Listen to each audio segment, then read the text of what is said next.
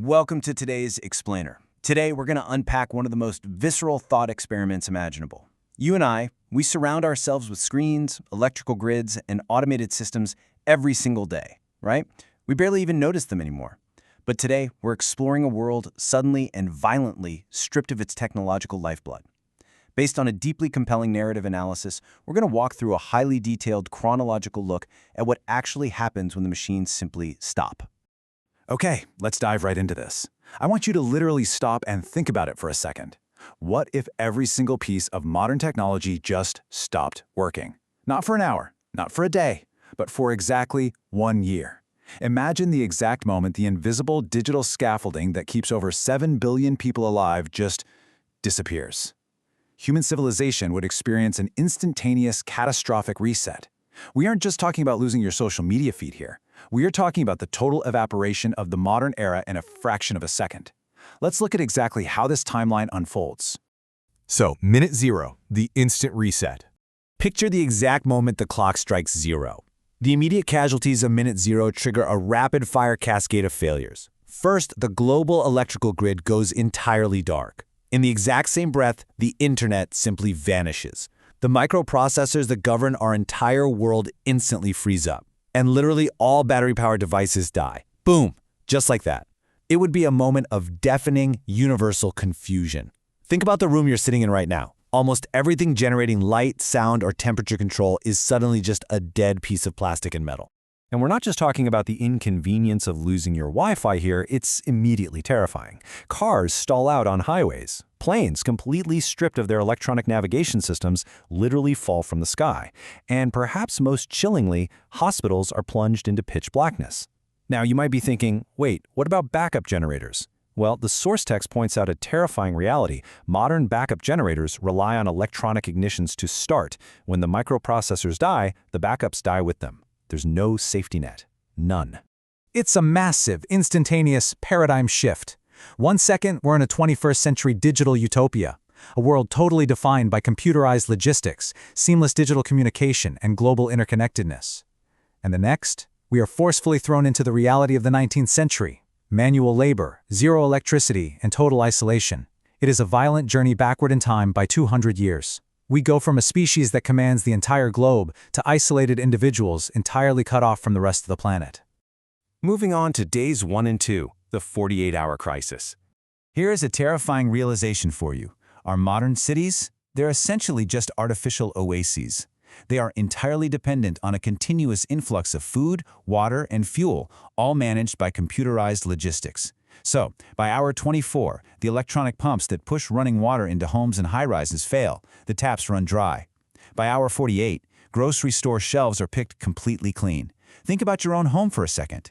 Your tap water, your local supermarket, they rely 100% on perilous computerized logistics. Without them, the oasis dries up instantly. So, what happens next? Without motorized transport, there are no incoming trucks or trains to replenish those grocery store shelves. Major metropolitan areas instantly transform into unlivable survival zones. This triggers what the source calls the Great Urban Exodus. Millions of people, suddenly realizing that no help is coming and their cities have zero natural resources, are forced to flee on foot. They spark a massive, desperate migration into rural areas in a frantic search for fresh water and arable land, which of course completely overwhelms whatever local resources might exist out there. Which brings us to weeks and months down the line, the societal fracture.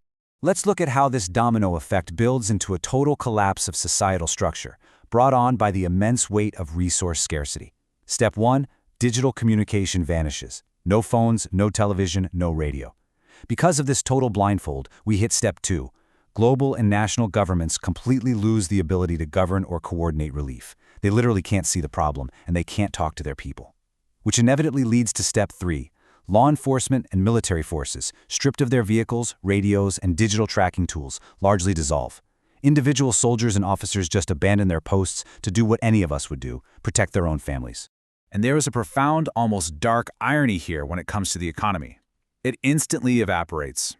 Look at the breakdown of the new global currency. Canned food, hand tools, and medicine hold all the value. Notice what sits at absolutely 0%? Digital bank accounts and paper currency. Billions of dollars, euros, and yen suddenly hold absolutely zero value. Paper money is just kindling now. Society is forced to revert entirely to a primitive bartering system based purely on tangible goods. Now we enter the long year, adaptation and survival. The human toll by the end of this year would be staggering, to put it mildly. The global population would suffer a severe contraction, primarily due to starvation, dehydration, and the return of easily preventable diseases. We take things like modern refrigeration, mass industrial agriculture, and chemical water treatment entirely for granted. Without these industrial systems shielding us, humanity is just facing the raw, unforgiving forces of nature. But it's not all doom and gloom. Amidst this incredibly bleak landscape, the source highlights a deeply uplifting pivot: human adaptability. We are, at our core, survivors. As the grand systems fall away, people would inevitably form tight-knit, localized survival networks. We'd stop looking to the state or the global supply chain, and we'd start looking to our immediate neighbors. It's amazing, really, the fundamental ingenuity of humans when you kick away our digital crutches. We'd see a return to basics. People would relearn forgotten skills. We'd see a reliance on manual labor and wood fires. Everyday neighborhoods would figure out how to engineer basic gravity-fed water systems. They'd tear up their lawns to cultivate small community plots for food. People would create purely mechanical solutions to daily problems. We'd remember how to build, how to grow, and how to survive with our own two hands.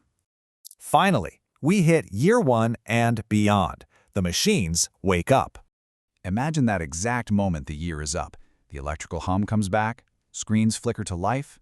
But, as this powerful quote from the text summarizes, the technology would return to a profoundly scarred, heavily depopulated planet, a world that has learned exactly how fragile its digital utopia truly is. The machines wake up, sure, but they wake up to a civilization that has been fundamentally altered, a civilization that can never again look at a computer or a running faucet or a glowing light bulb the same way ever again.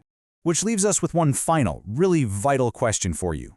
Look at your own life, your own home, your own skill set. Are you truly prepared for the digital scaffolding to fall? It's a provocative thought, isn't it? Our reliance on the grid is absolute, and our modern fragility is something we rarely actually confront. I hope this explainer has sparked your curiosity and maybe given you a brand new appreciation for the invisible systems that keep our world turning. Thank you so much for joining me as we explored this fascinating scenario together. Keep questioning, keep learning, and I'll catch you in the next one.